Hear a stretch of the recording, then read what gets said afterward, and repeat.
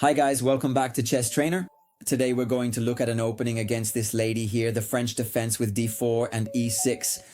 In particular, I'm going to show you the Larsen variation with b3, and I can tell you that this variation is quite interesting because I know we're all used to playing d4 here, taking the center, but against b3, it's not so easy for black to play. And today, in these 10 minutes, I'll try to give you a mini repertoire to try to trick our opponents who are, well, trying to play the French defense against us. And why, let's say, is this move so interesting? Because after d5, we play bishop to b2, leaving this pawn hanging. In my opinion, the difficulty here for black is that all the main moves, let's say, that a French defense player would typically make, which are obviously, well, okay, the first move we see is capturing the pawn, but then the usual moves for French players are c5, generally knight to f6, or maybe here someone might think of playing d4 to gain space. Well, all these moves are wrong. Or okay, not exactly wrong, but let's say they give white excellent play. Practically speaking, the situation is really difficult for black. Okay, now I'll show you the very heart of the variation, which is obviously dxe4. So what happens if black decides to take a pawn? At this point, we're down a pawn. This, in my opinion, is the most beautiful variation, the one where we'll have the most fun. From here, we play knight to c3.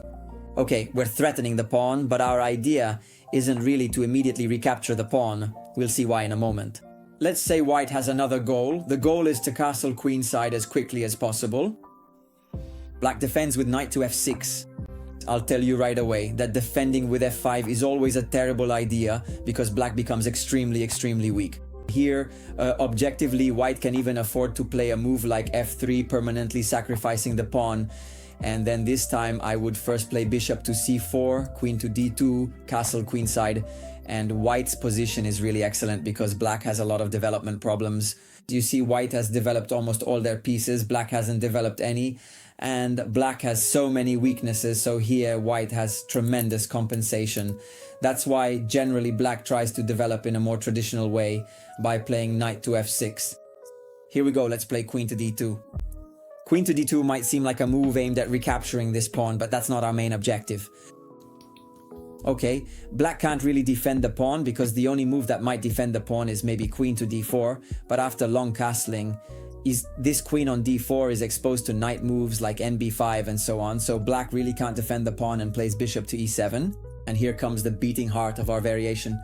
Our idea is not simply to recapture the pawn, not that this move is wrong, but here let's say the position is more or less equal after knight takes, queen takes, and here black can play bishop to f6, exchange these bishops, and basically has no problems. Our idea here with white, for now, is to castle long, so we prioritize development. White castles short, and again, we don't play knight takes e4. Our goal is to play g4. This is the move and the beating heart of this variation, so to play g4. What is the purpose of this move? First of all, this move serves to launch an attack against the opponent's king, and obviously thanks to the move g5 we remove the defender of e4, and then, well, we bring our pieces in. Let's look at an example, shall we? Black continues to develop, we play g5, obviously attacking the knight. The knight moves, and now be careful because this pawn can sometimes be captured, so we play h4 first to defend the pawn, and also, of course, to launch further offensives in the future. After all, this pawn here is never going anywhere. At this point, the situation for black is already very complicated because, as you can see, all their pieces are blocked. I don't know, let's try to get the queen out, but even after queen takes e4, white not only recaptures the pawn, but then we're ready, for example, with bishop to d3 and also with our offensives h5, g6. In short, white's attack has already arrived while black's attack hasn't even started. But here in this position, sometimes something much more serious happens, especially with weaker players. Here they make a really big mistake, a mistake that, by the way, I'll cover in another video about fundamental errors, so you'll probably find that video on the channel next week. Here, a fundamental mistake could be h6. What's the idea behind h6? Obviously h6 tries to defend against g5. And yet this move is very wrong because the pawn on h6 gives white a hook to open up the position. In fact, after h4, white is able to force the move g5, open up the position, and basically deliver checkmate. Try it and see for yourself. For example, knight moves away, knight to d7, g5. At this point, I'm also threatening to capture, and in case of a capture, knight moves away. Obviously, you can now see how the h-file has opened up. After a move as simple as it is effective, like queen to h5, mate is inevitable. Of course, after f6, g6, we take away the escape square, and then queen to h8 is checkmate. So these are our ideas for how to play against one of these variations, specifically the one where black accepts the temporary pawn sacrifice by capturing on e4. As we can see, white has fantastic play. Another common move by a French defense player could be knight to f6. What's the idea behind knight to f6? After e5, knight to d7, let's say black voluntarily gives up the center with the classic idea of then attacking and gaining space with c5 and so on. Okay, we don't hesitate, we play f4. Obviously, we also want to develop the knight to f3, but we play f4 first and then bring the knight behind for greater central support. Black plays c5, and of course we play knight to c3. Here, for example, after knight to c6, there are already some interesting ideas with bishop to b5, so often black decides to defend with a6. So here we basically go ahead and develop this idea, c3. Here our idea is to play d4, and besides taking the center, we basically provide a shield for our bishop, which is the strongest piece in this position. Let's see why. Bishop to e3, short castle, and now this bishop attacks the h7 square extremely powerfully, because the knight, no longer being on f6, no longer defends h7, so this bishop is very, very strong. Here, white can honestly play in any way. They can play knight to d2, they can castle short without any problems, but honestly, I really like playing this move h4 right away, just to, you know, set black's position on fire. At this point, one of the possible responses is h6. And of course, here another one of our ideas is, why do I play h4? Because I want to play knight to g5, right? And obviously to follow up with queen to h5, or even sacrifice pieces on h7. The famous Greek gift, right?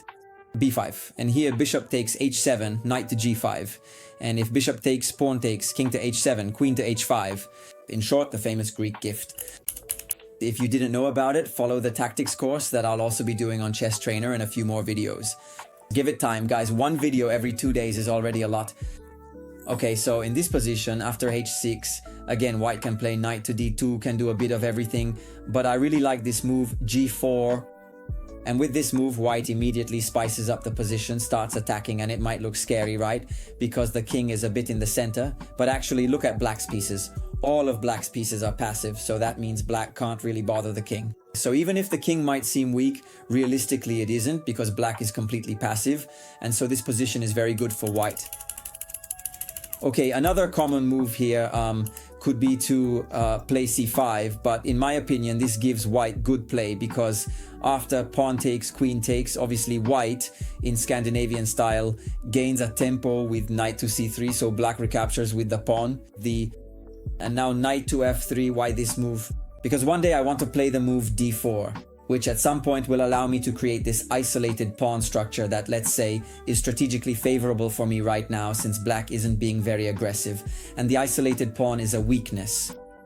And white also, let's say, sets a little trap. Bishop to g4 might seem like an interesting move because it obviously pins my knight, so someone might play it automatically. Well, here the trap is a check, and whether black responds with knight to d7 or c6, it doesn't make much difference, then I castle short. What's the problem now for black? The problem is that black is way behind in development, and the move rook to e1 turns out to be quite deadly. For example, after knight to f6, rook to e1, bishop to e7, already after bishop takes f6, black can't recapture with the bishop because it's pinned, so they have to take with the pawn. After queen to e2, we add even more pressure, and obviously black can't castle because here, a little tactic, removing the defender, queen takes e7, and of course white wins. And the last variation we have left to look at, though this one is also very simple, is d4, which is actually a mistake because after c3, black is basically already forced to give the center back to white. After pawn takes, obviously white has a big development and central advantage. If black tries to defend stubbornly, white can immediately put pressure on black's center, because after knight to c6, which is the move that defends d4, comes bishop to b5, removing the defender and putting pressure on the center. In short, white has a really good position.